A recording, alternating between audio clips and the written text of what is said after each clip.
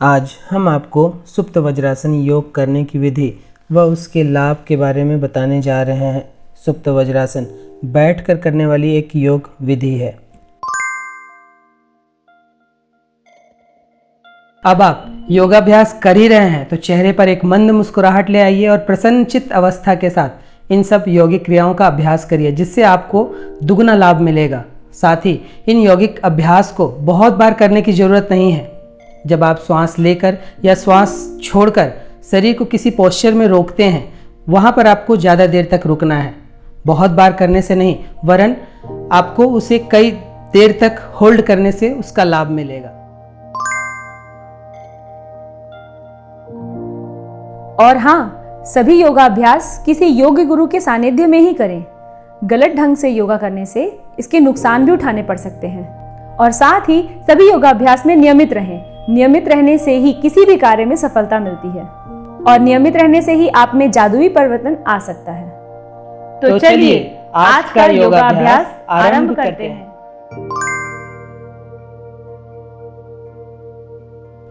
सुप्त वज्रासन करने के लिए सबसे पहले वज्रासन में आ जाएं।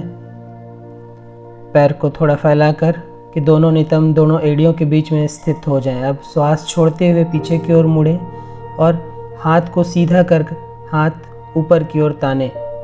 इस स्थिति में कुछ सेकंड रुकें। यह क्रिया कुल 3 बार करें। फिर श्वास छोड़ते हुए सामान्य स्थिति पर आ जाएं या इस स्थिति पर रुके रहें। यह एक चक्र हुआ। केवल इस आसन का अभ्यास कर रहे हैं तो इसे 10 बार करें। अन्य आसनों के साथ इसे 3 बार करना पर्याप्त होगा।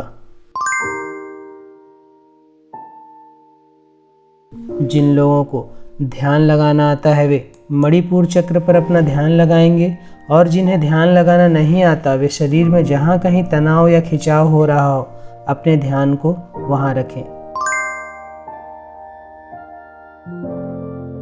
आपने जितने भी देर सुप्त वज्रासन किया उसका कुल 20% समय आराम को दें। आराम के लिए पहले वज्रासन में बैठें। फिर यह 2 स्थितियां सबसे अच्छी हैं जिसमें पूरे शरीर को तथा रीढ़ की हड्डी को पूर्ण विश्राम मिलता है।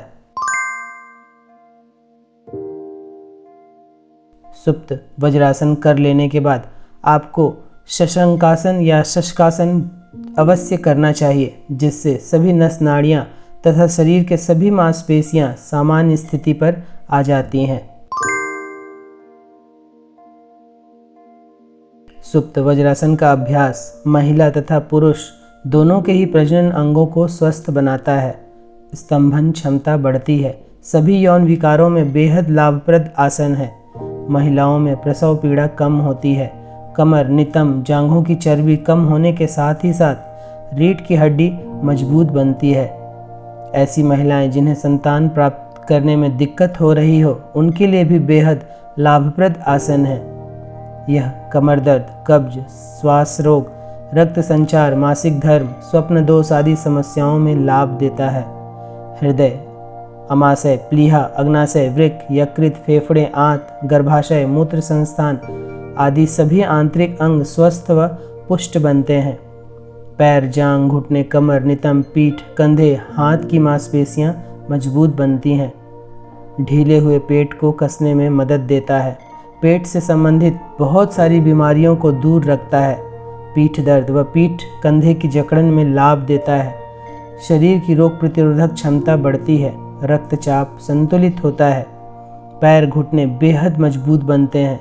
इस आसन के अभ्यास से कमर को पतला बनाने में मदद मिलती है। अभ्यासी दिन प्रतिदिन युवा बनता जाता है। शरीर में प्राणवायु का प्रवाह अच्छा होता है। शारीरिक के साथ यह आसन अत्यंत मानसिक लाभ भी देता है। अभ्यासी सहनशील व संयमी बनता है।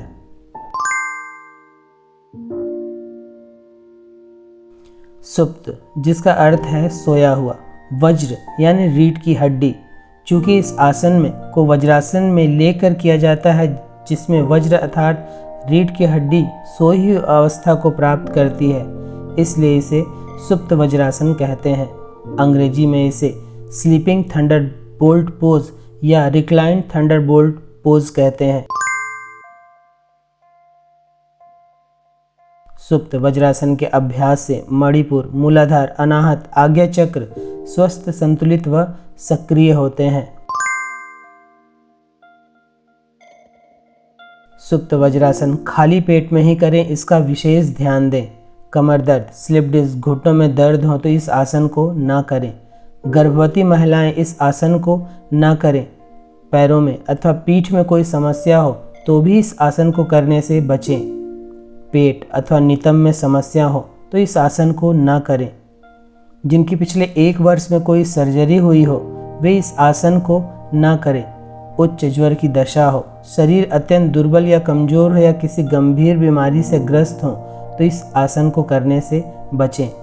उच्च रक्तचाप की दशा में भी यह आसन को ना करें। सुप्त वज्रासन यह एक कठिन आसन है, अतः किसी योग्य गुरु की निगरानी में ही इसे करें। पीछे लेटते वक्त अति सावधानी रखें। अच्छा होगा कि पहले कोहनी के बल जाकर इस आसन का अभ्यास करें। कुछ माह के अभ्यास के उपरांत ही पूर्ण रूप से पीछे लेटकर इस आसन को करने का प्रयास करें। तो यह था सुप्त वज्रासन योग करने की विधि व उसके लाभ।